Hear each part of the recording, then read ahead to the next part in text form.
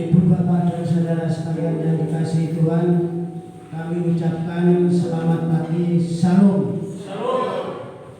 Puji nama Tuhan, jikalau pada pagi hari ini kita semua masih diberi kesehatan, keselamatan oleh Tuhan, sehingga pada pagi hari ini kita boleh kembali ke rumah Tuhan ini bersama-sama kita untuk beribadah, memuji, mengagungkan nama Tuhan. Sidang jemaat kami undang untuk bangkit berdiri. Marilah ibadah pada pagi hari ini kita mulai, kita angkat satu pujian hormat bagi Allah Bapa.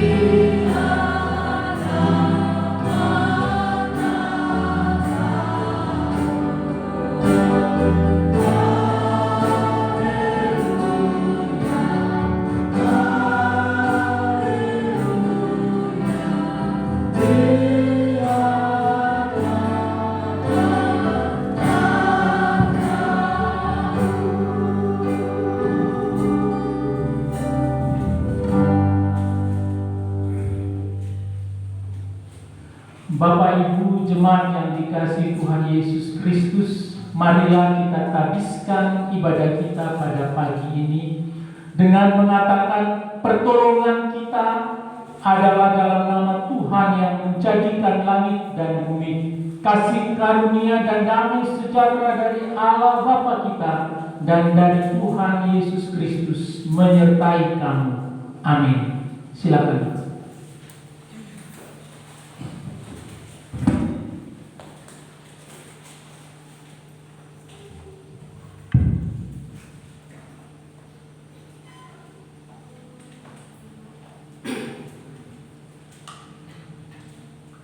Nas pembimbing pada pagi hari ini terambil dari Yesaya 6 ayat yang ke-8.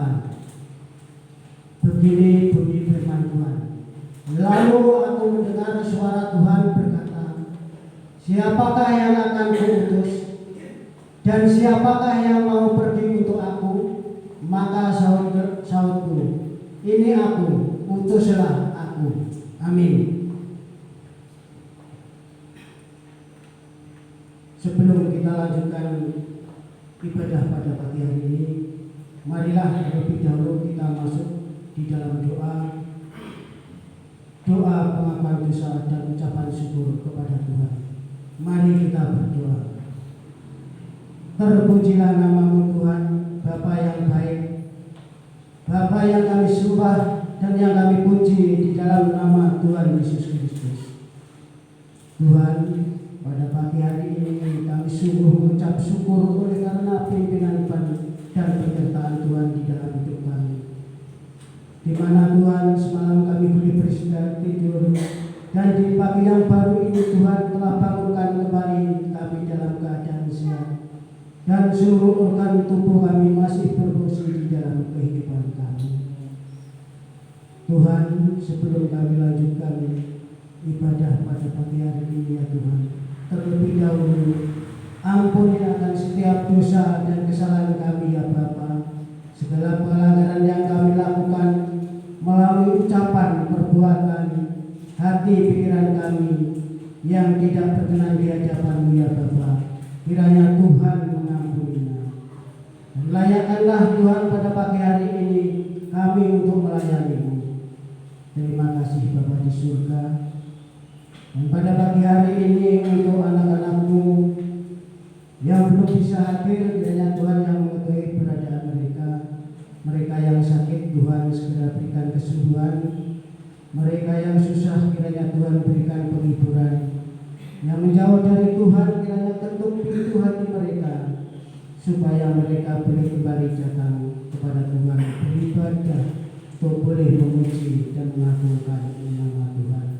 Dan pada pagi hari ini yang masih dalam perjalanan ya Tuhan, kiranya Tuhan sertai mereka, hantarkan mereka, baik yang berjalan kaki maupun berkendaraan, boleh datang tempat ini dengan keadaan selamat. Terima kasih Bapa, inilah doa kami. Dalam nama Tuhan Yesus Kristus kami berdoa dan mengucap syukur. Amin.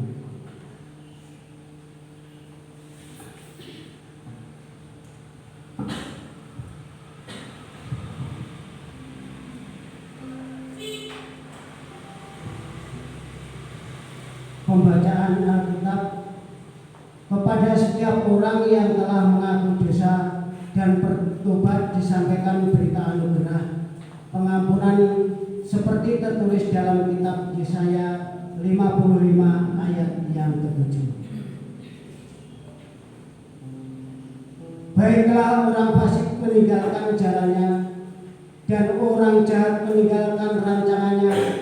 Baiklah ia kembali kepada Tuhan, maka Dia akan mengasihaninya, dan kepada Allah kita, sebab Ia memberi pengampunan dengan limpahnya. Amin. Untuk merespon Mas pada pagi hari ini, kita angkat satu pujian, Tiap Langkahku.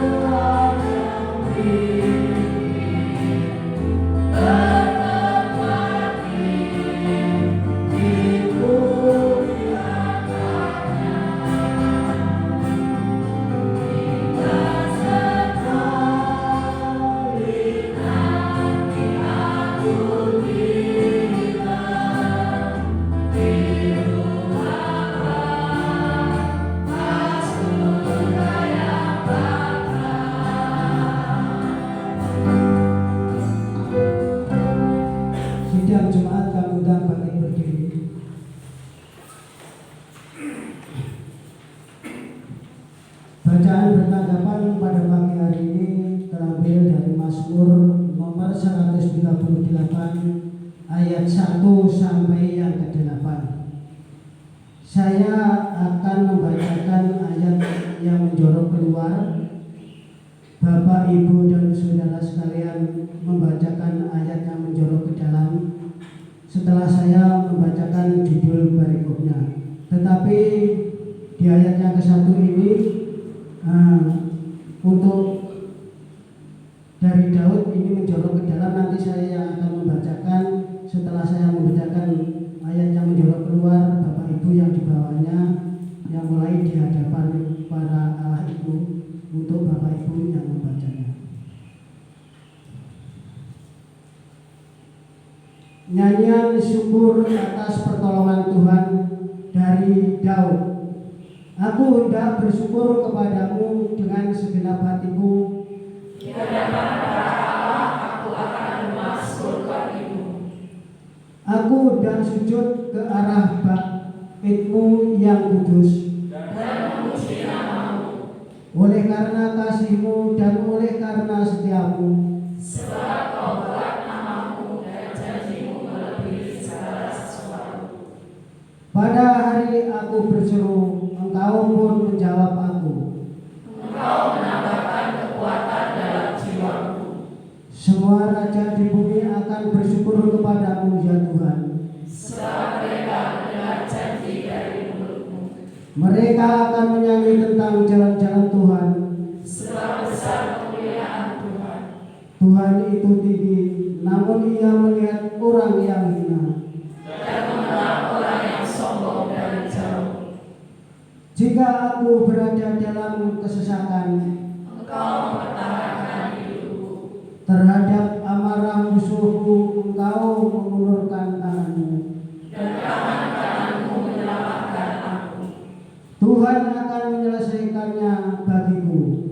Ya Tuhan, kasih setiamu untuk selama-lamanya. Janganlah kau tinggalkan perbuatan tanganmu. Amin. Sidang jemaat dipersilakan duduk kembali. Untuk merespon bacaan bertanggapan ini, kita angkat satu pujian kasih setiamu.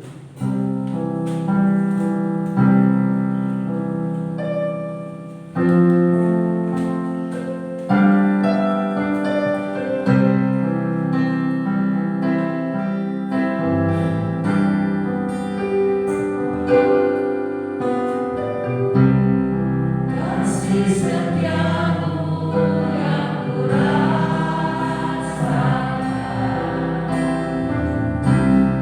lebih tinggi dari langit biru. Kebahagiaanmu jangan gelapkan rata.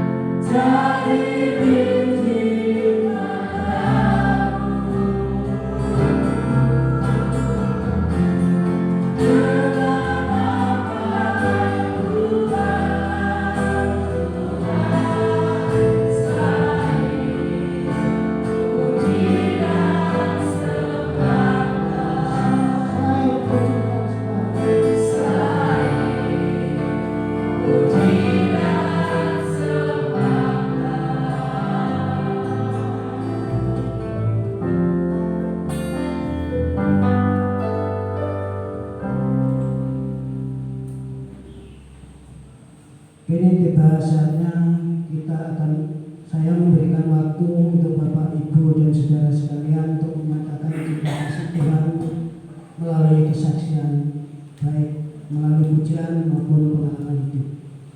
Monggo.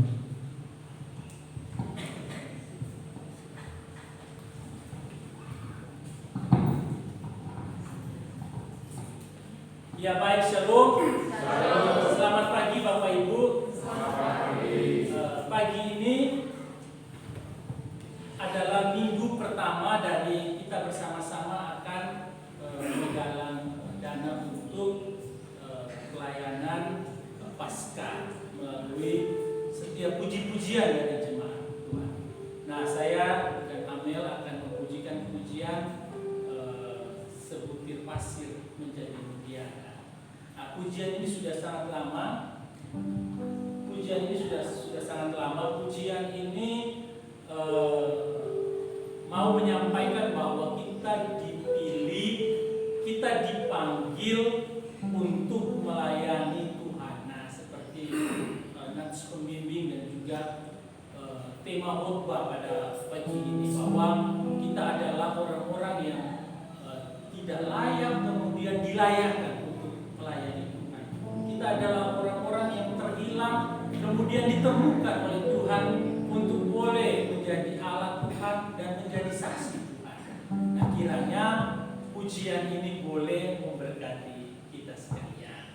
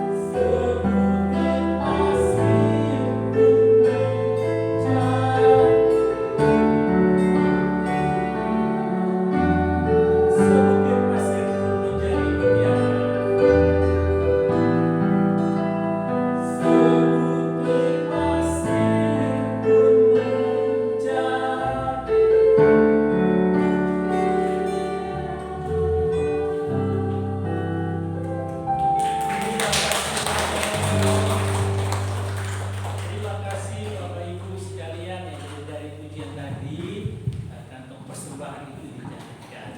Nah, yang mengedarkan itu mungkin terpesona dengan suara saya sampai dia duduk terus ya. Ya, puji Tuhan, bercakap ya. Kiranya pujian ini memberkati kita sekalian. Ingat bahwa kita tidak layak tetapi dilayakkan Tuhan untuk melayani Tuhan. Kiranya Tuhan memberkati. Amin.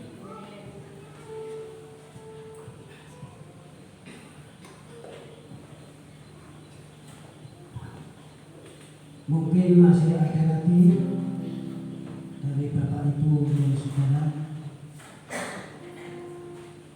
Kalau belum ada, terima kasih kepada Bapak Marcel beserta Amel yang sudah menyatakan cinta kasih Tuhan melalui kesaksian pujian untuk penggalangan dana yang akan dibutuhkan oleh ibu-ibu dalam perayaan Paskah nanti. Kiranya penggalangan dana ini nanti boleh berjalan dengan lancar dan boleh mencukupkan apa yang kita harapkan untuk kebutuhan Paskah nanti. Amin. Ini tiba saatnya kita akan mendengarkan kebenaran firman Tuhan. Mari kita sambut firman Tuhan ini dengan satu pujian. Firman-Mu berkata,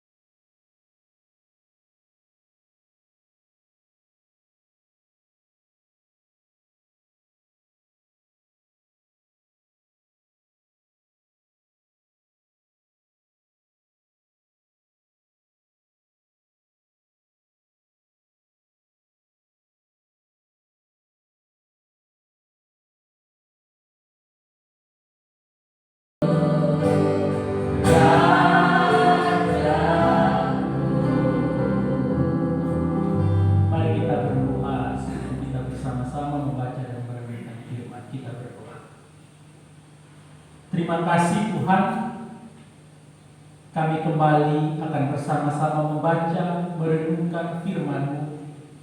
Mari urapi kami semua, baik hamba yang menyampaikan, Bapak Ibu jemaat yang mendengarkan. Kami boleh bersama-sama diteguhkan dan dikuatkan oleh firman-Mu. Karena dengan firman inilah yang boleh menuntun, membimbing, dan menyertai seluruh kehidupan kami. Firman juga menjadi kekuatan kami Tuhan. Bahkan firman juga selalu mengingatkan kami ketika kami terjatuh di dalam perbuatan-perbuatan dosa. Terima kasih Tuhan Yesus Kristus. Mari ambil alih seluruh jalannya pemberitaan firman Tuhan pada pagi ini. Kiranya Roh yang kudus menguasai kami semua, dan kami menolak seluruh kuasa jahat yang ingin mengganggu jalannya pemberitaan firman Tuhan. Mari berfirmanlah kepada kami siap mendengarkannya. Demi Yesus Kristus firman yang hidup itu kami berdoa. Amin.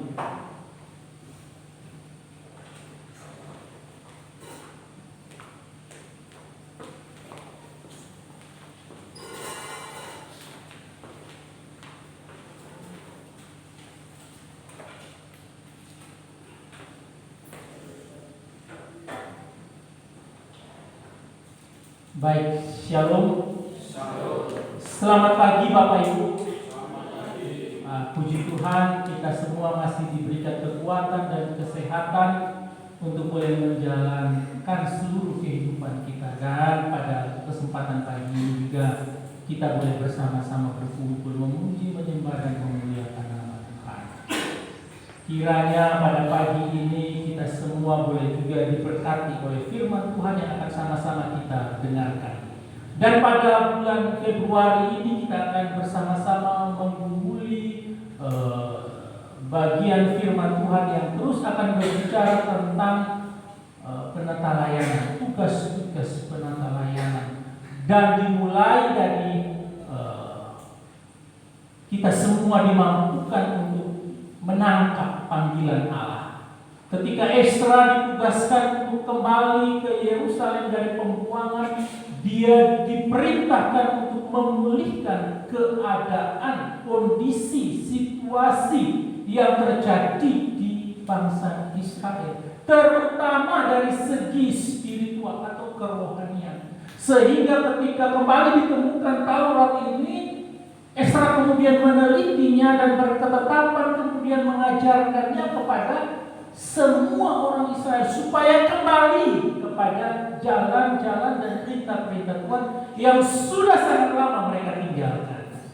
Nah, Ibu Bapak yang dikasihi Tuhan Yesus Kristus, kiranya melalui perenungan kita sepanjang bulan ini kita terus mengalami pemulihan demi pemulihan untuk kita menangkap maksud Tuhan di dalam tugas dan pelayanan, tugas panggilan kita masing-masing. Mari kita buka Alkitab kita dari Yesaya pasal 6. Saya akan baca mulai dari ayat 5 sampai dengan ayat 8. Yesaya pasal 6 ayat 5 sampai ayat 8. Nanti bacaan kedua itu di 1 Korintus pasal 12 ayat 4, 5, 6 dan 7. 1 Korintus 12 ayat 4, 5, 6 dan juga ayat 7. Jikalau sudah, saya akan baca bagi kita mulai dari bacaan Yesaya pasal 6 ayat 5 sampai 8. Ayat 5, lalu kataku, celakalah aku binasa, sebab aku ini seorang yang najis bibir, dan aku tinggal di tengah-tengah bangsa yang najis bibir. Namun mataku telah melihat Sang Raja, yakni Tuhan semesta alam. Tetapi seorang daripada serafim itu terbang mendapatkan aku. Di tangannya ada bara yang diambilnya dengan sepit dari atas mezbah. Ia menyentuhkannya kepada mulutku serta berkata, lihat, ini telah menyentuh bibir maka kesalahanmu telah dihapus dan dosamu telah diampuni. Lalu aku mendengar suara Tuhan berkata, siapakah yang akan kuutus dan siapakah yang mau pergi untuk aku? Maka sahutku, ini aku, utuslah aku. 1 Korintus 12 ayat 4 sampai ayat 7, saya akan baca bagi kita sekalian.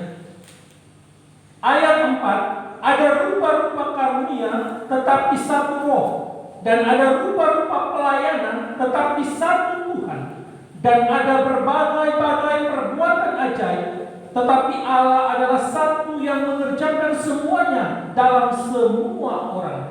Tetapi kepada tiap-tiap orang dikaruniakan penyataan roh untuk kepentingan bersama. Amin. Sedemikian jauh pembacaan firman Tuhan kita pada pagi ini. Kita yang berbahagia adalah kita yang membaca, merenungkan, serta melakukannya di dalam kehidupan kita hari lepas hari. Amin. Yesaya itu, kalau kita melihat dari bacaan ini, ternyata adalah seorang yang mengaku bahwa dia adalah najis bibir. Dan bahkan dikatakan di dalam ayat 5, dia tinggal di tengah-tengah bangsa yang najis bibir. Nah, kalau najis bibir kan bisa banyak hal ya. Bisa suka maki-maki, bisa suka tipu dusta, bisa suka memutarbalikkan kebenaran. Banyak sekali yang berbicara tentang lidah dan mulut, karena lidah tak bertulang. Dosa dari lidah itu terlalu banyak. Bahkan kalau yang kita baca Yakobus bilang lidah ini kecil, tapi dia bisa dapat membakar, menghanguskan seluruh api. Dan juga berbicara tentang lidah yang dapat menghancurkan, yang dapat merusak, yang dapat membongkar, dan yang dapat memisahkan persatuan dan kesatuan. Itu dari lidah. Dan Yesaya menyadari akan hal tersebut, sehingga ketika dia tahu bahwa dia ini dipanggil oleh Allah untuk menjadi seorang nabi, menyampaikan kebenaran-kebenaran Allah di tengah-tengah bangsa yang dikatakan bangsa yang juga najis bibirnya, maka dia menyadari bahwa dia sangat tidak layak. Tetapi dari ketidaklayakan tersebut, Allah sebenarnya juga sudah mempersiapkan dia. Nah, ini tidak bisa dilepas pisahkan dari yang dinamakan pemilihan dari Allah. Di antara begitu banyak jutaan manusia, seperti pujian tadi, ada orang-orang yang memang Allah sudah pilih dan Allah tentukan untuk melaksanakan maksud-maksud dari Allah atau melaksanakan tugas-tugas dan panggilan. Kebetulan Yesaya dipanggil untuk menjadi seorang nabi yang akan menyampaikan kebenaran-kebenaran Allah tersebut. Bapak, Ibu, dan saya dipanggil sebagai apa? Mungkin kita sudah mengetahui bahwa saya dipanggil untuk A, saya dipanggil untuk B, saya dipanggil untuk C, saya dipanggil untuk melakukan ini, saya dipanggil untuk melaksanakan itu. Kita mungkin ada yang sudah tahu, tetapi begitu banyak juga dari jemaat yang belum tahu apa tugas dan panggilannya sebagai orang yang percaya pada Tuhan. Nah, di sini kita bisa melihat bagaimana Paulus menyampaikan kepada jemaat-jemaat di Korintus. Jemaat-jemaat di Korintus saja dimulai dengan surat yang berbicara tentang persoalan-persoalan yang terjadi di dalam tubuh jemaat. Jemaat di Korintus tidak kehabisan orang-orang yang berkarunia. Semua, kalau saya katakan, semua jemaat yang ada di Korintus itu jemaat yang diberikan karunia oleh Allah untuk melaksanakan panggilan. Hanya akhirnya berdampak negatif karena karunia-karunia yang didapat itu kemudian dipergunakan atau disalah mengertikan oleh oleh jemaat-jemaat, sehingga timbullah perpecahan. Mereka mulai membeda-bedakan golongan mereka masing-masing, sehingga Paulus perlu mengingatkan bahwa jemaat adalah satu tubuh Kristus, yang seharusnya satu dengan yang lain bisa saling bekerja sama, saling menolong satu dengan yang lain, saling memperhatikan satu dengan yang lain. Ibu bapak yang dikasihi Tuhan Yesus Kristus, kalau kita lihat di bacaan kita yang tadi saya baca dari ayatnya yang keempat, ayat yang keempat itu seharusnya ada kata sambung. Kalau di bahasa Yunani, bahasa asli itu ada kata sambung yang seharusnya menyambungkan antara ayat 3 dan ayatnya yang keempat. Tetapi LAI juga terjemahan bahasa Inggris NIV itu tidak menampilkan atau menaruh kata sambung yang menyambungkan antara ayat 1 sampai 3 dan kemudian ayat 4 sampai ayat seterusnya. Sehingga kalau kita baca, kelihatannya terputus sampai di ayatnya yang ketiga. Kalau kita baca saja ayat ketiga dikatakan, karena itu aku mau meyakinkan kamu bahwa tidak ada seorang pun yang berkata-kata oleh Roh Allah dapat berkata terkutuklah Yesus, dan tidak ada seorang pun yang dapat mengaku Yesus adalah Tuhan selain oleh Roh Kudus. Kemudian langsung ada rupa-rupa karunia. Padahal yang di atas berbicara tentang bagaimana kerja Roh Kudus yang memampukan orang-orang percaya untuk bisa dapat berkata-kata hal yang baik dan benar. Tidak ada orang yang bisa memaki-maki atau memarahi atau menghakimi jikalau yang ada di dalamnya itu adalah Roh Kudus, karena Roh Kudus tidak mungkin akan memerintahkan, menyampaikan terkutuklah Tuhan. Roh Kudus pasti akan menuntun orang-orang percaya untuk menyampaikan hal-hal yang benar dan mengakui Yesus Kristus itu adalah Tuhan.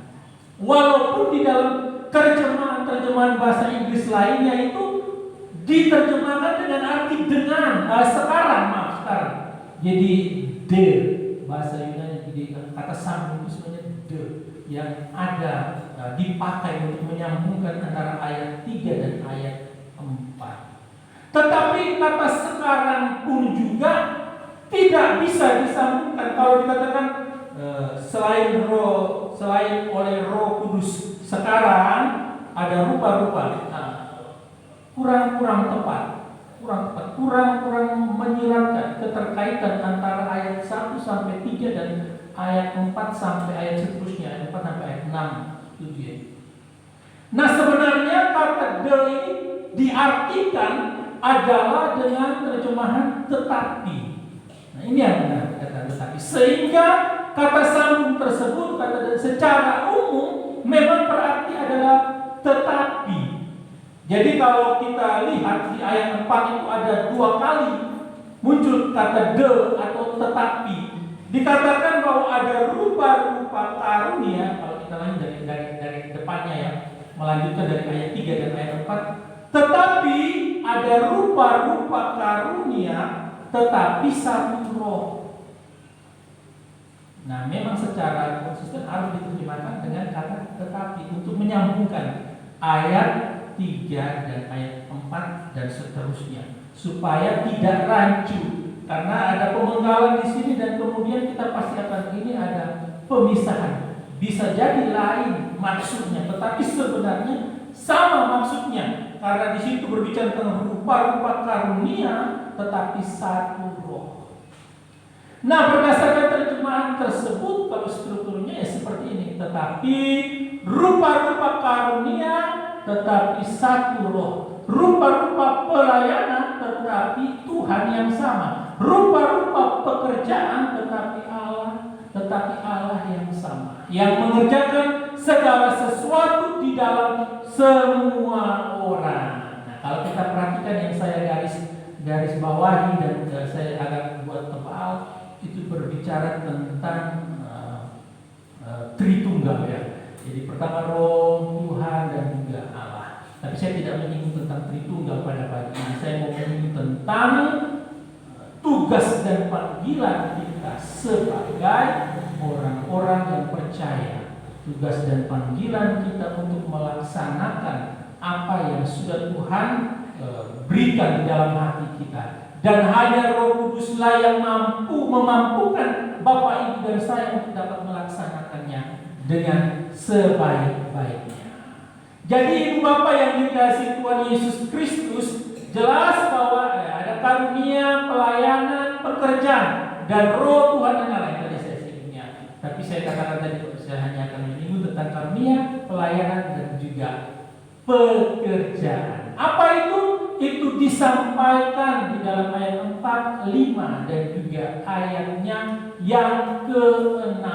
Jadi di dalam ketiga hal ini semuanya ada diikat di dalam satu, yaitu Allah sendiri, atau satu yaitu Roh sendiri. Sama juga dengan ketritunggalannya. Ada satu esensi di dalam tiga pribadi yang agung dan luar biasa. Bukan berarti tiga Allah, tidak, tetapi ada satu Allah. Tetapi kita mau mempercayainya bahwa Dia bekerja di dalam tiga pribadi yang luar biasa, yaitu Allah Bapa, Anak dan juga Allah Roh Kudus. Pertama, karunia yang digunakan dengan bahasa karisma. Nah, Paulus memakai kata karisma dan juga LAI menerjemahkan dengan arti karunia.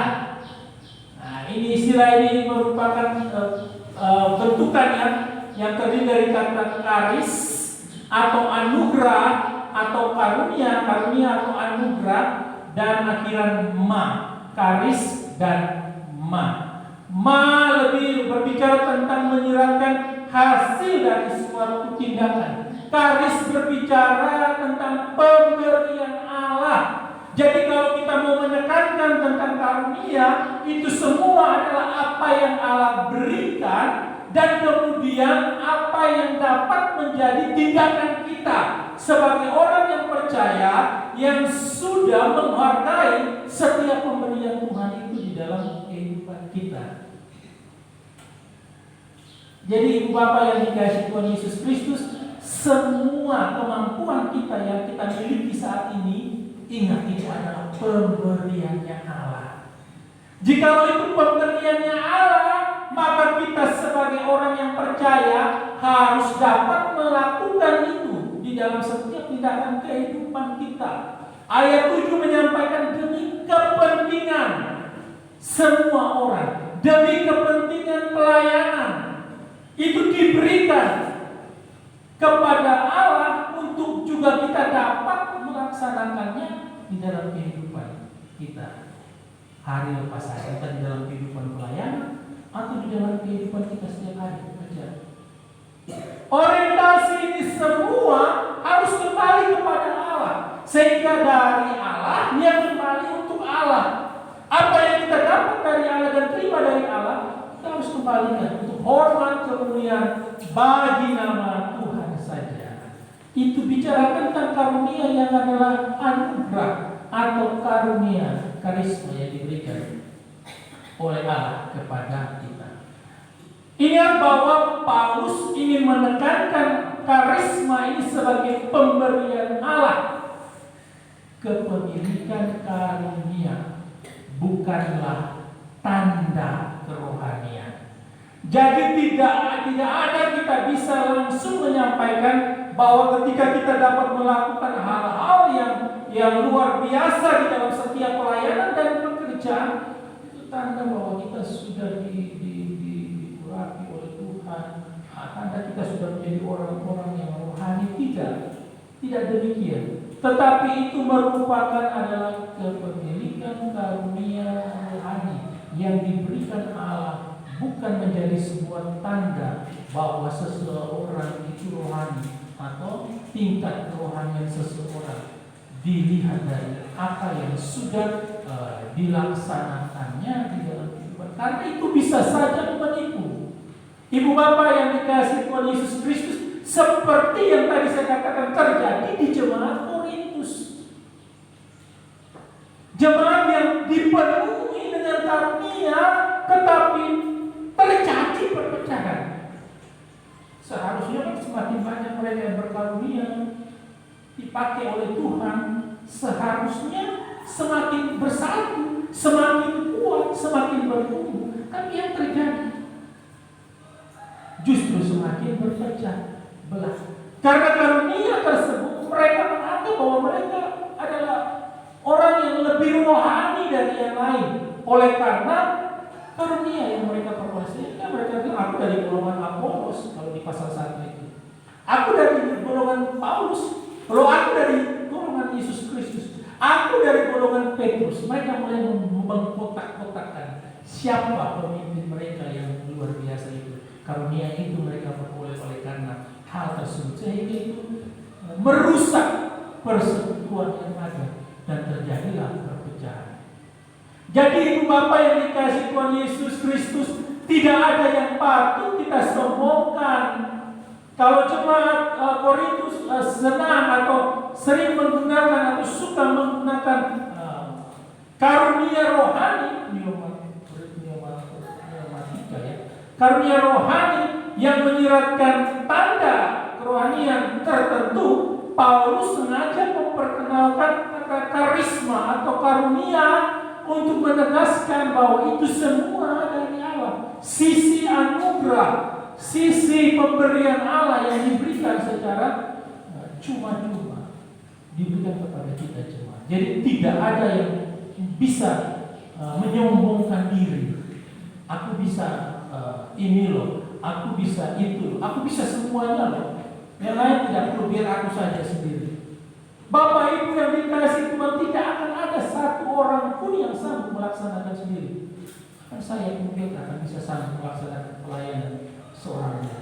Karena itu membutuhkan pengurus, membutuhkan Bapak Ibu jemaat, membutuhkan mereka yang bisa main musik. Seorang diri pasti tak bisa untuk melaksanakan semuanya. Oleh karena itu, jangan sampai ada yang menyombongkan dirinya oleh karena dia lebih dari yang lain. Ingat bahwa semua kita ini masing-masing sudah dikaruniai oleh Allah. Sekarang kita menangkap apa sih karunia saya. Ibu bapak dari renungannya Bapak Ibu mulai bertanya, mulai meminta kepada Tuhan, mulai memohon supaya Tuhan menunjukkan karunia apa yang sedang Tuhan berikan, dan kemudian kita perlu melakukan melalui apa yang Tuhan sudah berikan kepada kita. Kata karisma ini muncul berkali-kali Bapak Ibu di dalam tulisannya Paulus.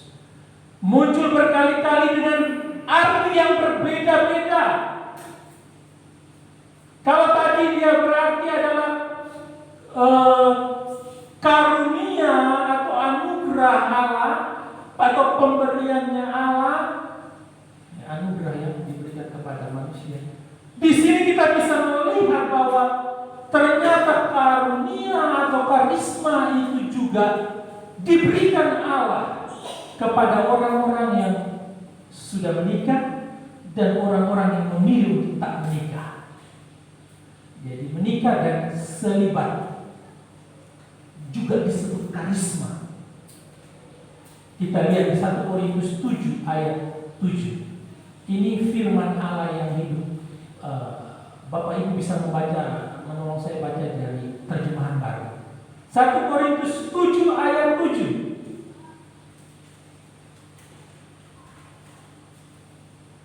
Pak Fika ya, tolong baca. 1 Korintus 7 ayat 7 Pak Fika. 1 Korintus 7 ayat 7, namun demikian alangkah baiknya kalau semua orang seperti aku, tetapi setiap orang menerima dari Allah karunia-Nya yang khas, yang seorang karunia ini, yang lain karunia itu. Ya, namun demikian alangkah baiknya kalau semua orang seperti aku, tetapi setiap orang menerima dari Allah karunia yang khas.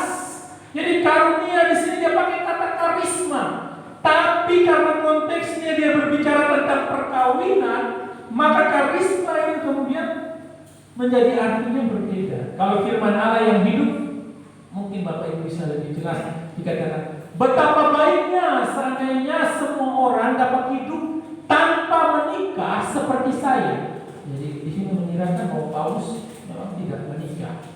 Tetapi kita semua tidak sama.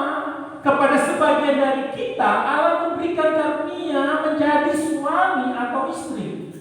Dan kepada yang lain diberikannya karunia untuk hidup berbahagia dalam keadaan tidak menikah.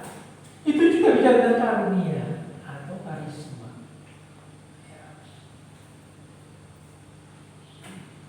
Jadi sesuai konteks dia berbicara tentang baik yang menikah, yang tidak menikah, itu pun juga adalah anugerah yang diberikan oleh Allah. Jangan paksa diri ya. Kalau paksa diri nanti Bapak Ibu bisa bilang, suamiku ini tak seperti yang kubayangkan. Aku membayangkan Arnold Schwarzenegger yang datang, waduh, kerdil contohnya. Istriku ini aku membayangkan Tamara Lesinski yang datang tak seindah mimpi. Bapak Ibu mulai bertengkar lalu berkata cerai atau mungkin KDRT terjadi. Karena sebenarnya mungkin Bapak Ibu diberikan karunia untuk tidak menikah.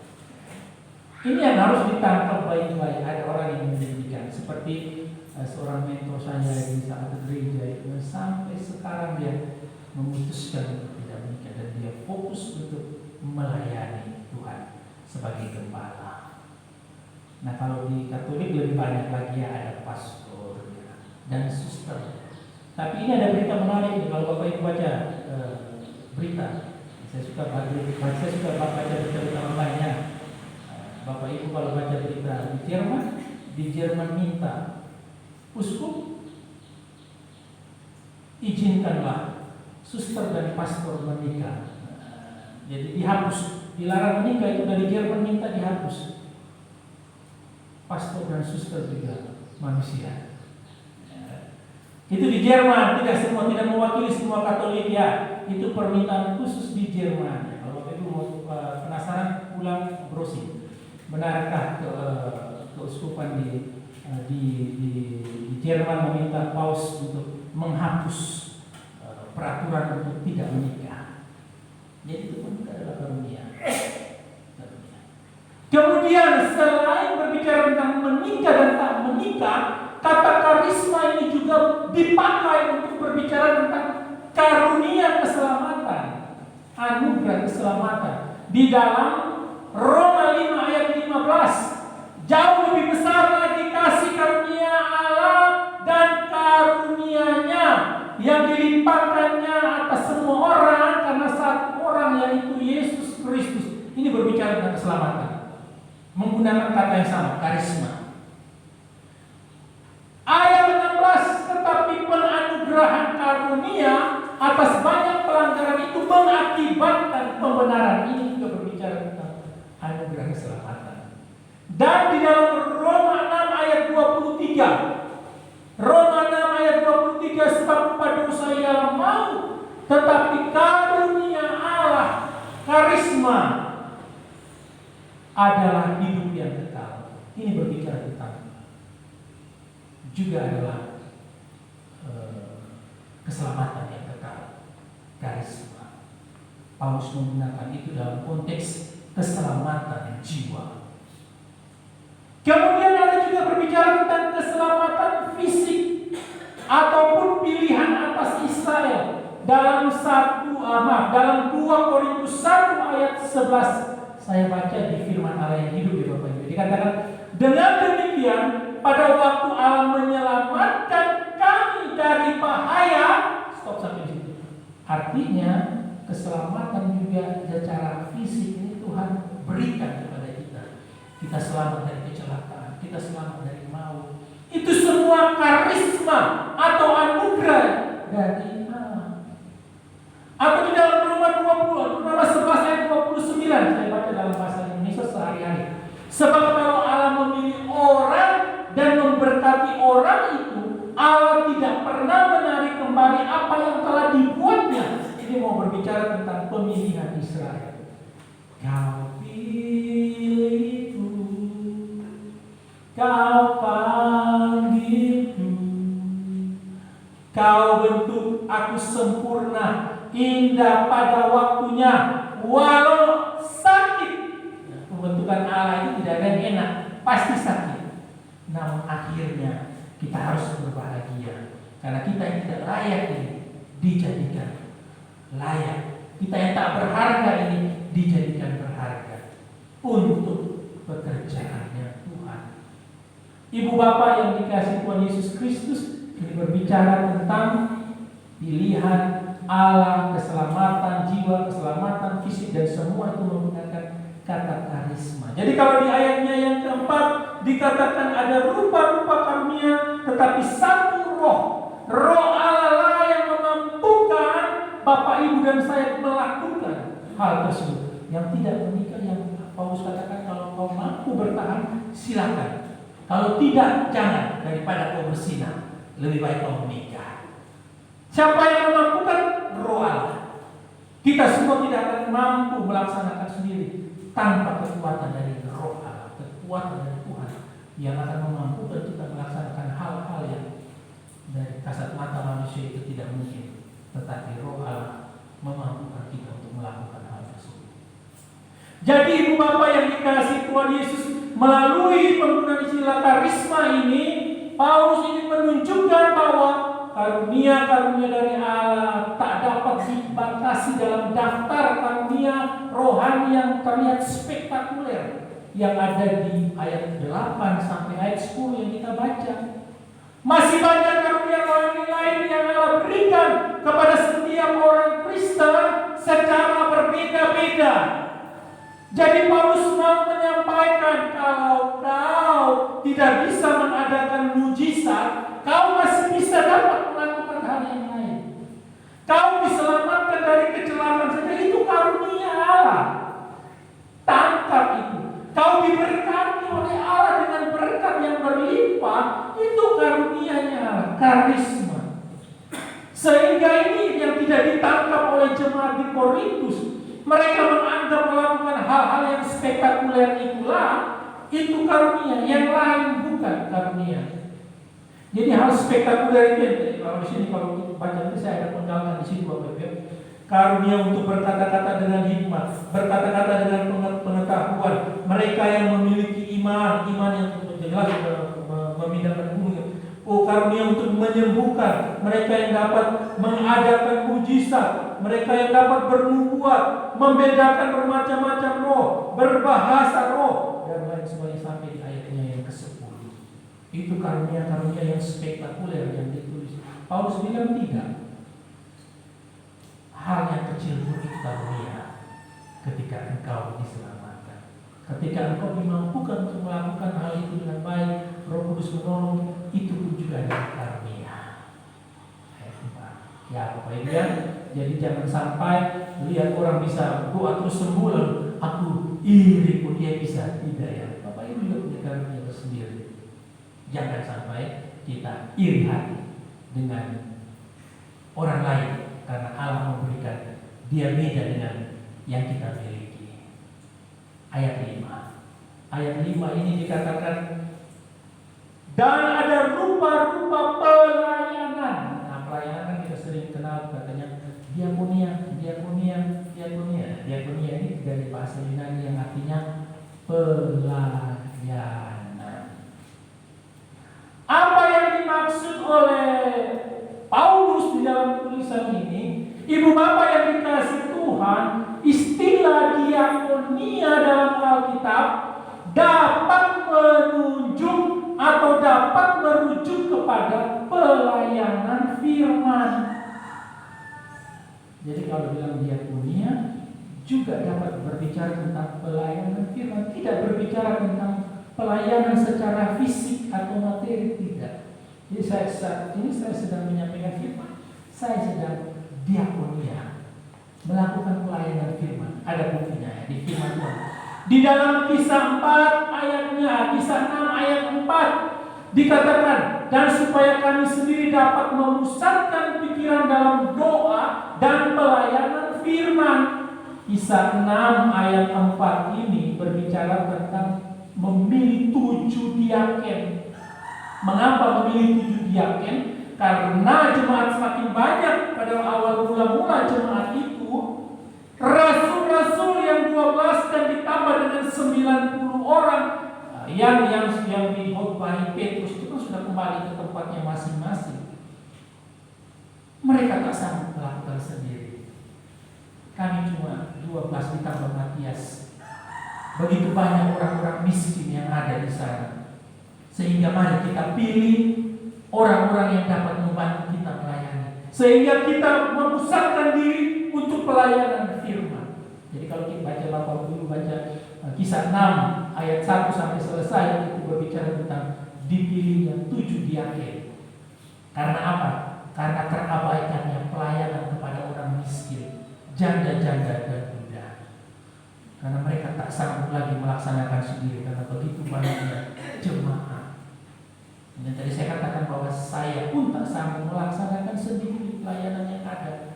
Membutuhkan Bapak Ibu jemaat yang sudah dipilih dan dipanggil Tuhan untuk melaksanakan tugas dan tanggung jawabnya. Apa tugasnya? Bapak Ibu renungkan masing-masing. Sebagai pengurus apa, sebagai pelayan diakonia apa, sebagai bendahara, sekretaris apa, dan pelayanan-pelayanan yang lain. Supaya bersama-sama kita memberikan yang terbaik kepada Tuhan. Jadi pelayanan Tuhan. Ada juga di ayat 25, Kisah 12 ayat 25. Barnabas dan Saulus kembali dari Yerusalem setelah mereka menyelesaikan tugas pelayanan mereka. Ini berbicara tentang pelayanan firman. Ayat 24, pasal 20 ayat 24. Asal saja aku dapat mencapai garis akhir dan menyelesaikan pelayanan yang ditugaskan oleh Tuhan Yesus kepadaku untuk memberikan kesaksian tentang Injil kasih karunia. Dia bicara tentang diakonia. Pelayanan firman harus selesai. Injil kasih karunia Allah yang ditugaskan kepada Paulus sampai garis akhir itu sampai kepada kehidupan yang kekal. Selesai sudah tugasnya. Dia harus menyampaikan kabar baik Injil tersebut. Ini berbicara tentang materi. Tadi kalau yang pertama tentang pelayanan firman, ini berbicara tentang materi. Jadi kalau di sini ada yang seksi diakonia, nah, bisa pelayanan firman loh. Pak Yadi tolong bawa renungan di ibadah keluarga contohnya. Siapa? Persiapan.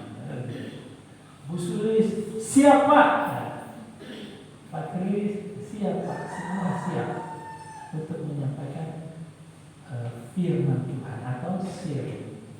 Semoga itu berjalan lagi ya. Bapak Ibu yang siap tidak harus mengurus Pak saya kok rindu membagi berkat ini. Oh silakan, saya dengan senang hati beri kesempatan untuk menyampaikan firman Tuhan atau melayani firman. Sekarang diakonia dalam konteks berbicara tentang materi. Nah ini yang tadi saya bilang, Kisah 6 ayat 1 tadi kan Kisah 6 ayat 4 bahwa rasul-rasul minta supaya dipilihlah 7 orang supaya mereka fokus untuk pelayanan firman. Yang pelayanan materi juga ada.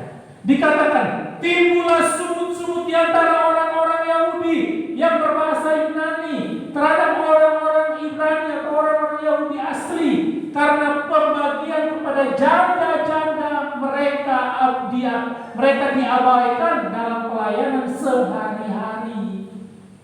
Jadi pelayanan diakonia secara materi diabaikan karena apa? Memang mereka tak dapat melakukan sendiri. Karena tadi semakin banyaknya jemaat karena terus banyak yang menjadi percaya. Kalau mereka kabur banyak yang terus percaya banyak gereja ini tidak cukup. 1-2 orang pengurus tidak akan bisa melayani sendiri. Tapi butuh Bapak Ibu yang terpanggil untuk melayani. Kalau di gereja besar sampai dibagi sektor 1, sektor 2, sektor 3, sektor 3. Ibadah rumah tangga serentak semua. Yang pelayanan siapa ya? Yang pelayanan majelisnya disebar semuanya. Kalau cuma pendetanya satu, tidak bisa menjangkau semua wilayah yang tidak dekat-dekat, jauh-jauh. Nah kalau kita kan masih dekat, ya, di utara ke selatan. Doa pun enak, dari utara Tuhan sampai selatan, dari utara ke selatan. Berkati semua jemaat. Karena sedikit. Ya, kalau sudah banyak, tidak bukan utara selatan, timur barat, di mana-mana Tuhan berkati mereka. Jadi pelayanan sehari-hari harus tetap dilaksanakan. Itu pelayanan yang ini. Ayat 4 dari 2 Korintus 8 ayat 4, supaya mereka juga beroleh kasih karunia untuk mengambil bagian dalam pelayanan kepada orang-orang kudus. Jadi ada jemaat-jemaat juga yang kekurangan. Orang-orang ini diminta untuk mengambil bagian, jemaat-jemaat lain mengambil bagian supaya dapat membantu mereka yang kekurangan. Terutama kalau kita baca di konteksnya Yerusalem ketika mengalami bencana kelaparan, jemaat mengalami kekurangan dan seluruh gereja-gereja pada waktu itu ya, jemaat-jemaat yang dirintis oleh Paulus semua mengumpulkan uang, mengumpulkan bahan-bahan yang bisa dibawa ke Yerusalem untuk membantu jemaat-jemaat yang kekurangan dan kelaparan di Yerusalem. Nah, gereja kita kan sedang melakukan hal itu ya, gotong royong supaya antara dalam kudus saling membantu. Siapa yang membutuhkan, siapa yang lagi kesusahan, siapa yang lagi kena musibah, kita diajak untuk saling membantu. Berapapun tidak ditentukan nominalnya, sukarela dari kita. Supaya apa ya? Supaya jemaat yang mengalami kesusahan itu dapat dilayani oleh jemaat-jemaat yang lain juga, yang punya dana yang lebih, yang punya kas yang lebih, supaya dapat membantu mereka yang sedang kesusahan. Jangan bangga kas banyak, kasku banyak. Kemarin Pak Sugeng menegur, jangan kas banyak lalu mulai membelanjakan tanpa hikmat, membelanjakan sesuka-suka hati tanpa hikmat. Kas banyak pun juga tidak ada yang ngambil. Tetap untuk operasional Bapak Ibu jemaat supaya pelayanan berlangsung dengan baik. Sinode ngambil enggak mungkin, sinode ngambil uang Bapak Ibu. Aset-aset di sini sinode ambil tidak mungkin. Bahkan Pak kemarin kami rapat dikatakan seluruh aset, surat-surat tanah dari seluruh pos dari Sumatera, gereja dari Sumatera sampai Papua itu disatukan, ditaruh di bank, bukan dijual, ditaruh di bank di dalam lemari besi di bawah tanah supaya kalau terjadi kebakaran itu aset-aset yang nanti dilanjutkan oleh ketua-ketua sinode lain itu bisa tahu. Disimpan ya, bukan disekolahkan. Kalau sekolah kan beda ya. Di sekolah kan kita tahu kalau ngambil uang secara pribadi ya, atau meminjam di bank, tidak, tapi disimpan supaya aman. Bukan dipegang ketua sinode, bukan dipegang oleh sekretaris, bukan. Surat-surat tanah yang ada itu disimpan di dalam lemari besi di bank supaya aman. Supaya tidak terjadi kekacauan. Nanti satu datang lagi, ini punyaku nih, bapakku yang bangun. Iya, bapakmu sudah dikubur contohnya. Kau datang ngaku-ngaku. Ini loh, bukan bapakmu punya. Ini sinode gereja Kristen Talang Kudus. Ya. Kalau satu datang mengaku, apakah habis? Hancur. Ya.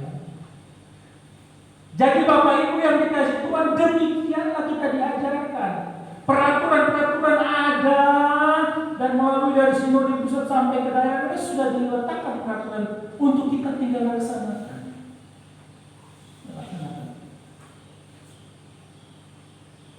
Kita bisa melengkapi semuanya kalau ada yang kurang bisa. Tapi perlahan-lahan, karena saya juga harus memikirkan bahwa kualitas rohani kita yang paling penting. Semua lengkap, ada AC, tapi pada Senin Kamis berdoa gak pernah, AC-nya kosong sendiri, ya kan? Kalau kamu pikirkan, bisa mau belanja langsung bisa, ya, habiskan langsung biar sinode nggak lihat uang kita, kita belanja di sini, bisa. Tapi bukan itu tujuan bergereja. Dan semua harus digunakan supaya jemaat bertumbuh. Jemaat mengalami perubahan demi jemaat juga diberkati. Saya bilang gereja nggak boleh menyusahkan jemaatnya. Kalau dulu Bapak Ibu mengakhirnya apa ikhlas, apa ikhlas tidak boleh. Bapak Ibu harus belajar mengetahui bahwa ada organisasi yang merancang segala sesuatu dengan aturan. Terima kasih kalau Bapak Ibu yang dengan rela memberi dengan sukarela itu terima kasih sekali. Tapi kalau harus diganti Bapak Ibu harus terima. Karena itu memang adalah tanggung jawabnya gereja. Tanggung jawabnya gereja. Tidak boleh gereja aji mumpung ya. Mumpung jemaatnya ada, jemaatnya mulai murah hati persembahan, kita ambil kesempatan, tidak boleh. Gereja tidak boleh ambil kesempatan demikian. Ya, gereja harus terus menjadi berkat bagi jemaatnya, bagi jemaat-jemaat lain juga. Ya, kita harus melihat bagaimana kita diajarkan untuk juga melihat kondisi-kondisi orang-orang yang mengalami kesusahan. Jadi pelayanan materi itu juga termasuk pelayanan diakoni, dan bersyukur kita sudah terus mengambil bagian dalam pelayanan-pelayanan tersebut. Terima kasih buat Bapak Ibu jemaat yang sudah dengan tulus dan ikhlas melakukannya. Dan ada pelayanan lain secara umum. Jadi di dalam 1 Korintus 19 lalu menceritakan dengan terperinci apa yang dilakukan Allah di antara bangsa-bangsa lain oleh pelayanannya. Jadi banyak hal yang dilakukan oleh Paulus. Juga ayat 31 Roma 15 ayat 31, dan supaya pelayananku untuk Yerusalem disambut dengan baik oleh orang-orang kudus di sana. Jadi ada pelayanan lain yang dilaksanakan oleh Paulus juga secara umum. Begitu banyak pelayanan yang juga berbicara tentang diakonia. Ingat, itu semua harus berfokus merujuk kembali kepada Allah. Yang terpenting di sini bukanlah apa yang kita lakukan atau jenisnya apa, tetapi yang terpenting untuk menolong orang lain, dan tujuan utama harus untuk kemuliaan namanya Tuhan. Jadi habis secara umum sesuai dengan maksud Paulus yang Paulus sampaikan di dalam ayatnya yang kelima, bermacam-macam cara untuk melayani Allah. Bermacam-macam cara untuk melayani Allah. Bekerja dimanapun ingat kembali kepada Allah. Bekerja dimanapun ingat harus beribadah. Beribadah kemanapun, bekerja kemanapun harus ingat berdoa. Beribadah kemanapun harus ingat datang ke gereja. Fokusnya harus demi kemuliaan bagi nama Tuhan, dan kita boleh menjadi berkat. Mau apapun Bapak Ibu punya karunia, silakan. Tapi dipakai untuk kepentingan bersama atau menolong orang lain yang membutuhkan. Jadi pada saat menyebut karunia-karunia sebagai rohani, sebagai diakonia, Paulus ingin menegaskan bahwa semua dimaksud itu tadi kembali untuk kepentingan bersama. Jadi tidak bisa bilang aku sendiri ya untuk aku, nggak bisa. Aku punya main musik ya untuk aku sendiri bisa main musik ya. Dengar sendiri berarti artinya. Tapi untuk kepentingan bersama supaya bisa sama-sama melayani. Ibu bapak yang dikasihi Tuhan Yesus Kristus, setiap sama seperti setiap anggota tubuh adalah penting dan memiliki kegunaan. Kalau kita baca dari ayat 12 ya Bapak Ibu ya, dari 1 Korintus 12 ayat 12 itu bicara tentang mata, telinga, mulut, hidung, semua anggota-anggota. Demikian pula setiap orang percaya beragam-ragam karunia yang mereka miliki harus menggunakannya untuk melayani sesama, untuk kepentingan bersama, dan tujuan utama untuk hormat kemuliaan bagi nama Tuhan saja. Yang terakhir, pekerjaan. Saya tulis di sini pekerjaan. Saya tidak menggunakan kata di sini perbuatan ajaib, tidak. Karena dia istilahnya energema. Energema ini LAI menerjemahkan perbuatan ajaib. Mungkin merujuk kepada daftar perbuatan ajaib dari ayat 8 sampai ayat 10 yang tadi saya bacakan. Ada berkata-kata dengan hikmat, berkata-kata dengan pengetahuan, iman, menyembuhkan, mengadakan mujizat, bernubuat, membedakan roh, berbahasa roh, menafsirkan bahasa roh, dan semua pekerjaan perbuatan-perbuatan ajaib lainnya. Itu merujuk pada, padahal sebenarnya energema itu artinya adalah pekerjaan.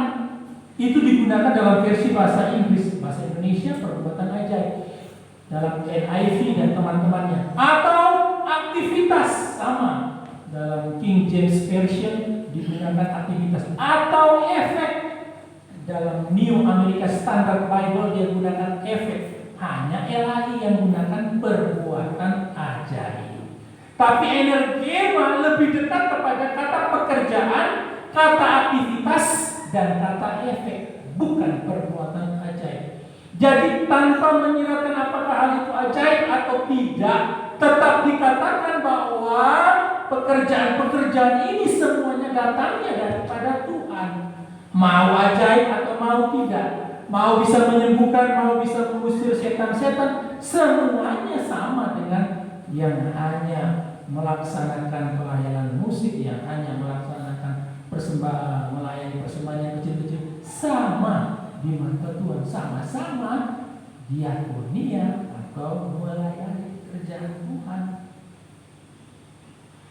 Jadi ibu bapak yang dikasihi Tuhan Yesus Kristus, selain berpikir pada terjenuh untuk menggunakan istilah yang lebih umum, karisma atau diakonia, ya kita sebaiknya juga tak perlu pakai kata ajaib pada terjemahan Alkitab. Karena kalau tidak, nantinya justru terikat dengan hamba-hamba Tuhan yang memiliki karunia-karunia tertentu atau ajaib tersebut. Keutamaan Allah dalam hal-hal karunia rohani, keutamaan pekerjaan Roh Kudus yang memampukan karunia rohani itu bisa bekerja dan bisa dapat terlaksana, itu hilang. Karena zaman sekarang orang akan melihat, wih luar biasa, itu bisa sembuhkan orang sakit, bisa bangkitkan orang mati. Dia bisa usir setan-setan, maka kita akan ikuti dia. Kalau yang tidak bisa, yang berdoa orang sakit malah mati, tidak usah diikuti. Ada yang berdoa orang sakit, dia bukan sembuh malah mati. Setiap kali doa mati, harusnya sembuh tapi mati. Lalu dia berkata, oh, apa karuniaku berdoa untuk orang mati ya? Orang harusnya sembuh akhirnya jadi mati. Tidak ada demikian.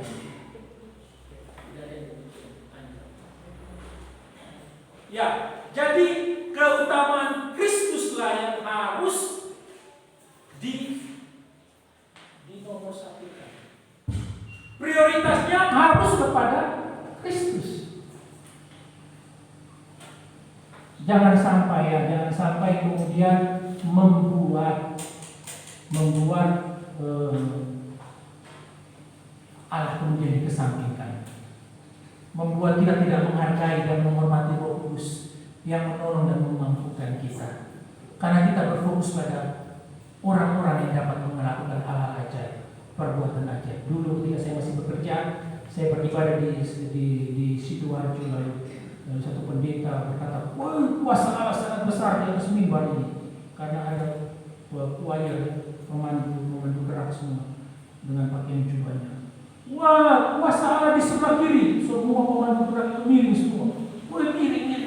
Wah, berat, kuasa Allah sebelah kiri. Sebelah kanan pindah lagi semuanya. Ada banyak yang seperti baju semua. Lalu saya lihat di situ, ini pendeta jago nih. Dia bisa buat orang miring kiri, miring kanan. Sampai ada yang tumbang-tumbang. Saya sempat terpesona. Tapi kembali saya harus mengingat, walaupun waktu itu saya masih bekerja, saya harus tahu bahwa bisa saja ini adalah tipuan si jahat. Ibu, harus kita kembali kepada hal yang utama, bahwa karunia-karunia tersebut diberikan sesuai konteks dan kebutuhan. Kalau dulu perbuatan ajaib dilakukan para rasul, memang sangat dibutuhkan pada waktu itu untuk pelayanan, karena orang-orang sana harus berhadapan dengan dewa-dewi yang mereka sembah. Jadi menyembuhkan orang sakit, Paulus membangkitkan orang mati, itu memang diberikan oleh Tuhan pada saat itu sesuai dengan konteks dan kebutuhan. Jangan coba-coba mengulang bangkit orang mati, mungkin tidak bisa. Saya teringat waktu saya masih kecil, satu teman dari kaum saya itu bilang, kalau saya mati nanti saya akan bangkit pada hari ketiga. Wih, semua berbondong-bondong ke kuburan pada hari yang ketiga, termasuk saya yang masih kecil diajak orang tua ini. Nanti besarnya baru saya tahu kita dibohongi. Mana ada orang bangkit dari antara orang mati selain Yesus Kristus yang adalah Tuhan dan Juru Selamat kehidupan kita. Ya, jadi ingat, bahwa Allah yang utama, yang memberikan karunia itu. Ingat, Roh Kuduslah yang memampukan Bapak Ibu dan saya melakukan. Hamba Tuhan pun juga adalah alat. Jangan kita berfokus pada Dia, jangan kita terikat pada Dia, jangan kita mengutamakan Dia atau mengkultuskan individu seperti Dia. Karena di sini dikatakan bukti bahwa dalam 1 Korintus 12 ayat 6 membuktikan bahwa tidak sepenuhnya dimengerti dan ditaati oleh orang-orang Kristen. Karena jemaat itu menjadi pecah belah karena mereka berkata bahwa saya ini harus punya perbuatan tanda-tanda ajaib, karunia-karunia yang luar biasa. Paulus tidak mau jemaat memikirkan hal tersebut. Artinya jemaat juga belum mengerti dengan baik. Dan Paulus harus menjelaskan bahwa karunia itu diberikan oleh Allah demi kepentingan bersama untuk hormat dan kemuliaan bagi nama Tuhan. Nah, sebagai kesimpulannya, bagian ini digunakan istilah berbeda: karisma, diakonia, dan energema, yang dimaksudkan untuk mengajarkan bahwa karunia-karunia merupakan hasil dari tindakan Allah yang penuh anugerah, bukan tanda kerohanian. Ini digunakan untuk melayani orang lain, bukan untuk sombong-sombongan. Aku punya karunia yang banyak. Tidak. Jangan pernah sombong, tapi layanilah seorang akan yang lain. Ini diberikan untuk berfokus pada Allah, bukan berfokus pada diri sendiri. Sehingga kita menjadi sombong lalu menyuruh orang lain harus percaya kepada kita dan kita menjadi pengkultusan oleh jemaat-jemaat yang ada. Tidak, tetapi Allah harus menjadi sumber fokus dari segala pekerjaan-pekerjaan yang kita lakukan, karena semua itu datangnya daripada Dia. Ibu bapak yang dikasihi Tuhan Yesus Kristus, semua daftar rohani dalam ayat 8 ayat 10 hanya sampai ayat 10 hanya sebagian kecil ya, dari beragam karunia yang Allah sediakan bagi kita orang yang percaya. Ingatlah bahwa kita semua sudah diperlengkapi dengan karunia. Silakan kita masing-masing menangkap apa karunia kita. Saya percaya Roh Kudus akan memampukan kita untuk bersama-sama melaksanakan tugas panggilan dan pelayanan kita sebagai orang yang percaya kepada Tuhan. Tidak memiliki satu bukan berarti di daftar Alkitab, tidak memiliki satu di daftar Alkitab bukan berarti kita tidak memiliki karunia sama sekali.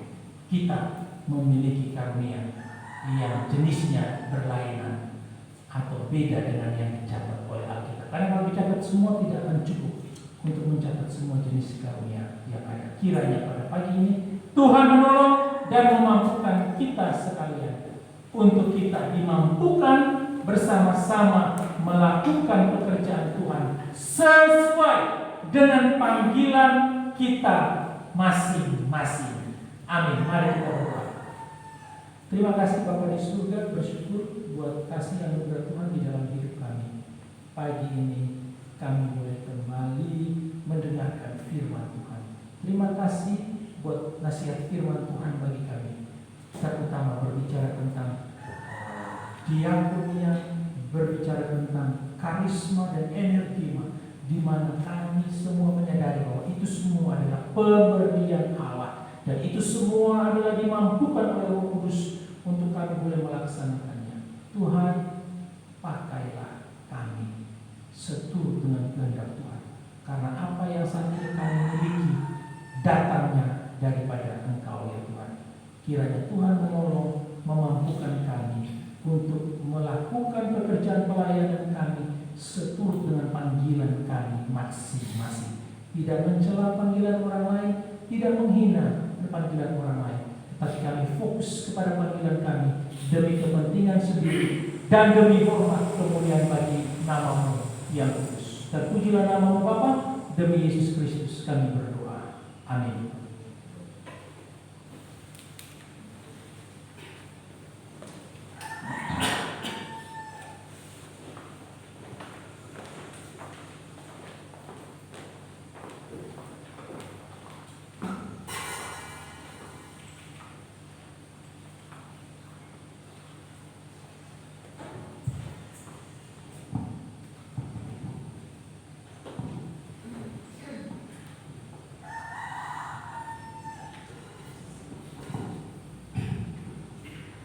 Terima kasih kepada Bapak Marcel yang telah memberkati rohani bagi jemaat. Kiranya firman Tuhan ini biarlah boleh menjadi berkat bagi seluruh jemaat yang hadir pada pagi hari ini maupun yang belum hadir. Amin.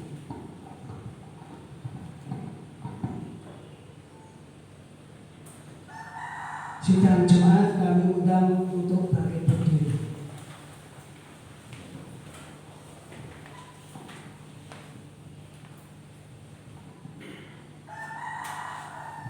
Kini biasanya kita akan mengikrarkan pengakuan iman rasuli dengan bahasa Indonesia. Aku percaya pada Bapa yang Maha Kuasa, Bapa yang terbukti dan kepada Yesus Kristus anaknya yang tunggal Tuhan kita, yang didahului daripada Roh Kudus, lahir dari anak pada Maria, yang menderita sengsara di bawah pemerintahan Pontius Pilatus, disalibkan, mati dan dikuburkan, turun dalam kerajaan Allah. Pada hari yang ketiga, bangkit pula dari antara mati, naik ke surga, duduk di sebelah kanan Allah, Bapa yang Maha Kuasa. Dan dari sana Dia akan datang untuk menghakimi orang yang hidup dan yang mati. Aku percaya pada Roh Kudus, gereja yang kudus dan am, persekutuan Roh Kudus, pengampunan dosa, kebangkitan orang mati, dan hidup yang kekal. Amin.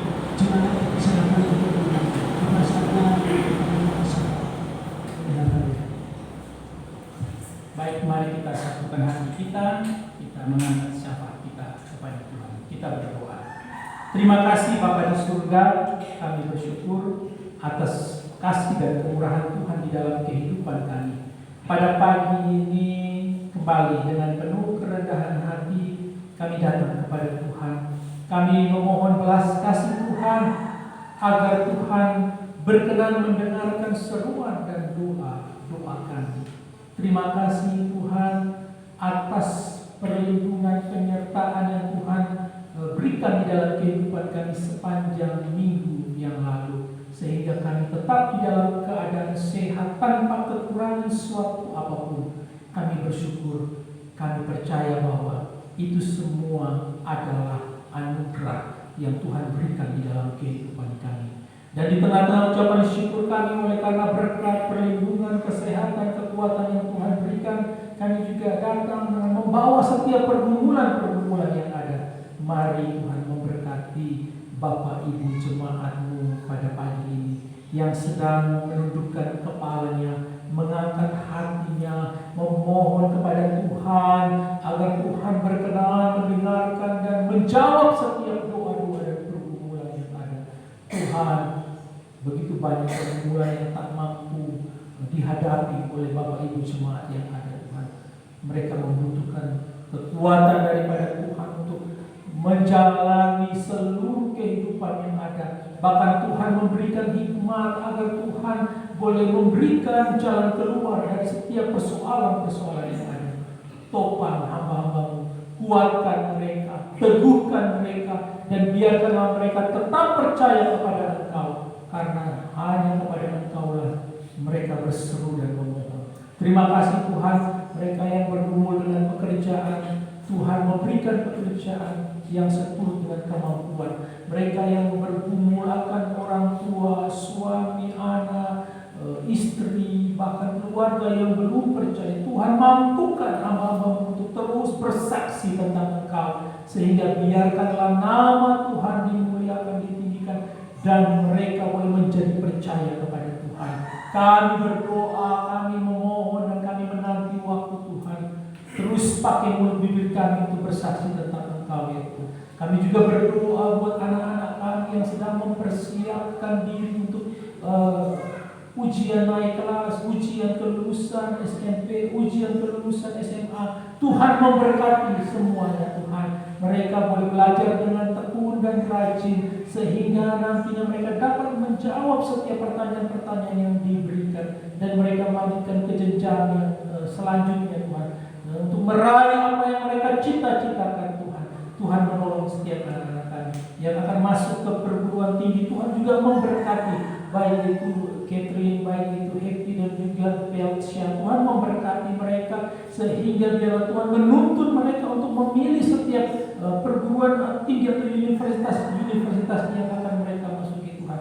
Dan biarkanlah Tuhan memberikan, menolong mereka dan memberikan kemudahan untuk mereka boleh dapat mengikuti tes demi tes yang ada. Tuhan menolong semuanya sehingga kelak mereka akan menggunakan ilmu pengetahuan mereka, keterampilan keahlian mereka untuk hormat kemuliaan bagi nama Tuhan, untuk melayani sesama dan melayani Tuhan. Tuhan memberkati. Terima kasih Tuhan yang sudah bekerja, yang masih dalam studi dan pendidikan di perguruan tinggi. Tuhan juga memberkati hamba-hamba-Mu. Tuhan menolong dan menopang senantiasa selalu. Terima kasih Tuhan, kami berdoa juga bagi Bapak Ibu jemaat-Mu yang juga sedang mengalami sakit, penyakit. Tuhan jamah dan sembuhkan Tuhan. Baik yang sedang duduk di tempat ini ataupun yang sedang terbaring di rumah masing-masing Tuhan. Kami berdoa Tuhan jamah dan sembuhkan hamba-hamba-Mu ini Tuhan. Terima kasih Tuhan Yesus Kristus, pada pagi ini juga kami mau bersyukur dan berterima kasih oleh karena jemaat-Mu yang berjumpa dengan hari ulang tahun bertambahnya usia mereka. Untuk Pak Marsidi, Tuhan berkati hamba-Mu ini dengan bertambahnya usia di tanggal 1 atau 2 yang lalu. Tuhan memberkati sehingga semakin hari semakin terus bertumbuh di dalam pengenalan akan Tuhan. Semakin hari hamba-Mu ini Tuhan pakai dengan sangat luar biasa untuk hormat dan kemuliaan nama Tuhan. Tuhan juga memberkati setiap pekerjaan usaha yang dikerjakan saat ini, apapun yang dikerjakan Tuhan buat berhasil. Berdoa juga buat Lia yang genap berusia berulang tahun pada hari kemarin. Tuhan menolong, memberkati juga Tuhan di masa mudanya, biarlah dia menyerahkan hidupnya untuk melayani Tuhan. Memberkati dia di masa mudanya, menjauh dari pergaulan-pergaulan yang tidak baik dan tidak benar, sehingga dia tetap dijagai dan dilindungi oleh Tuhan dari pergaulan-pergaulan yang menjerumuskan dia kepada hal-hal yang berdosa. Tuhan jaga diri dan semakin hari imannya terus bertumbuh di dalam pengenalan akan Tuhan. Terima kasih Tuhan, terpujilah nama-Mu. Tidak lupa kami juga berdoa bagi gereja-gereja wilayah Blitar yang ada. Tuhan memberkati secara khusus gereja Kristen Kalam Kudus yang ada di wilayah Blitar. Berkatilah masing-masing dengan pelayanan-pelayanan yang ada. Kiranya melalui pelayanan yang ada banyak jiwa dimenangkan demi hormat kemuliaan bagi nama Tuhan saja. Terpuji-pujilah nama-Mu Bapa. Inilah doa dan sembahyang kami yang kami naikkan ke hadapan hadirat Tuhan. Kiranya Tuhan berkenan mendengarkannya dan menjawab setiap doa-doa dan permohonan kami ini Tuhan. Hanya di dalam nama Tuhan Yesus Kristus, Tuhan dan Juru Selamat kehidupan kami, yang sudah mengajarkan kami berdoa. Bapa kami yang di surga, dikuduskanlah nama-Mu, datanglah kerajaan-Mu, jadilah kehendakmu di bumi seperti di surga. Berikanlah kami pada hari ini makanan kami yang secukupnya, dan ampunilah kami akan kesalahan kami, seperti kami juga mengampuni orang yang bersalah kepada kami. Dan janganlah membawa kami ke dalam percobaan, tetapi lepaskanlah kami daripada yang jahat. Karena Engkau yang punya kerajaan dan kuasa dan kemuliaan sampai selama-lamanya. Amin.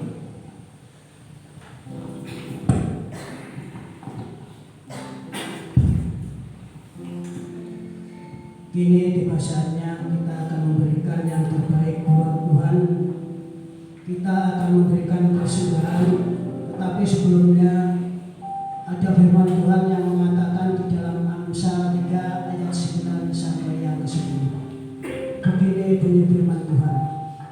Muliakanlah Tuhan dengan hartamu dan dengan hasil pertama dari segala penghasilanmu. Maka lubung-lubungmu akan diisi penuh sampai melimpah-limpah, dan bejana pemerahanmu akan meluap dengan air buah anggurnya. Amin. Untuk petugas kantong gereja Ibu Pasir, pujian pengiring persembahan Bapa Engkau sungguh baik.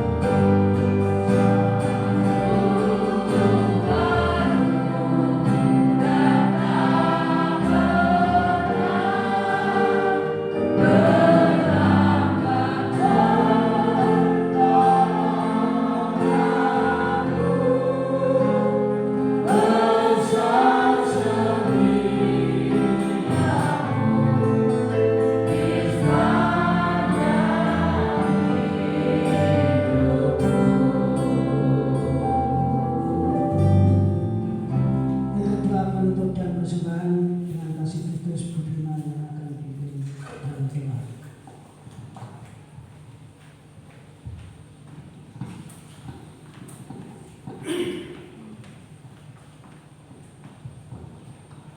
Mari kita berdoa. Bapa dalam surga, terima kasih Tuhan kesempatan yang senantiasa Tuhan nyatakan di kehidupan kami, sehingga di pagi hari ini kami boleh datang berkumpul bersama di gereja untuk memuji memuliakan nama Tuhan. Kami juga mengucap syukur oleh karena pertolongan Tuhan, sehingga ibadah kami dari awal pertengahan hingga kami boleh akhirnya boleh berjalan dengan lancar. Terima kasih Bapa, dan kami juga mengucap syukur di pertengahan ibadah kami boleh mendengarkan kebenaran firman Tuhan yang disampaikan dengan baik. Kiranya firman Tuhan yang telah kami dengar tidak berlalu dalam pendengaran kami, tetapi boleh tertanam dalam hati dan pikiran kami, serta boleh kami pakai dalam kehidupan kami sehari-hari. Dan kami juga menyerahkan untuk hamba-Mu yaitu Bapak Marcel yang kami memberitakan kebenaran firman Tuhan. Kiranya Tuhan senantiasa menolong memberkati baik dalam pelayanan maupun kehidupan kami sehari-hari. Dan apapun yang hamba-Mu butuhkan baik untuk pelayanan maupun kehidupan sehari-hari, Tuhan tolong kami butuhkan. Bapa, kami juga telah mengumpulkan persembahan, kiranya persembahan yang telah kami kumpulkan Tuhan memberkati sehingga boleh Tuhan pakai untuk pekerjaan Tuhan di gereja ini. Dan akhirnya kami juga mau berpisah satu dengan yang lain, kami mau pulang ke rumah kami masing-masing. Sertai kami Bapa, sertai perjalanan kami, baik kami yang berjalan kaki maupun yang berkendara, sehingga kami boleh sampai di rumah kami masing-masing dengan keadaan selamat. Dan juga seluruh aktivitas kami sepanjang hari ini, bahkan 1 minggu ke depan, kami serahkan ini dalam tangan kuasa Tuhan. Kiranya Tuhan menolong, Tuhan menyertai aktivitas kami. Bapa, inilah seruan doa dan ucapan syukur kami yang kami naikkan di dalam nama Tuhan Yesus, kami telah berdoa. Amin.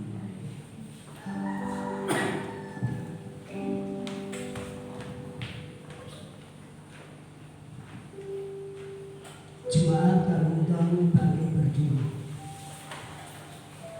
Untuk mengakhiri ibadah pada pagi hari ini, kita akan pujikan pujian Doxology, puji Allah Bapa Putra, diteruskan doa berkat oleh hambanya dan warta jemaat oleh Ibu Sulis.